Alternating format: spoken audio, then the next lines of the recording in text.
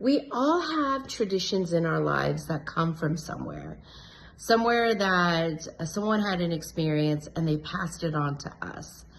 I am very fortunate because I grew up in a Korean household. Here's my hanbok from when I was a wee little one to being 9 years old, where my father and mother had divorced. My father remarried, and I went into a predominantly Caucasian household. And what was really fascinating is how my life shifted towards more tangible traditions at that time. And my grandparents of my second mother were some of the best people I've ever known. And they had big hearts and big words and big voices, but at the end of the day, they loved me endlessly.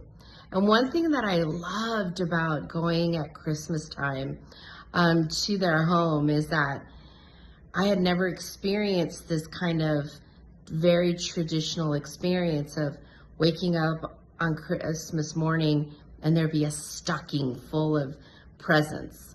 And I remember the first time that this happened, I was like, what's going on? And there were tons of presents under the tree, and this tree had amazing ornaments. And I thought, I've landed in a movie. And what is this? And I remember the first time that I got to the bottom of my sock and there was something squishy at the bottom, and it was an orange. And my grandfather proceeded to share the story that when he was a child of the Great Depression. And of course, fruit at that time was very scarce. And his parents saved all year long so that they could afford to get a piece of an orange for each of their children for Christmas. And they would make handmade toys or different gifts. But that would be the one thing that they would splurge on.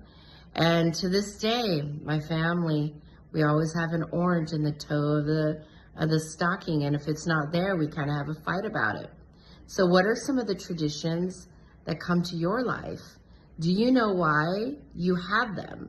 And what's the origin story?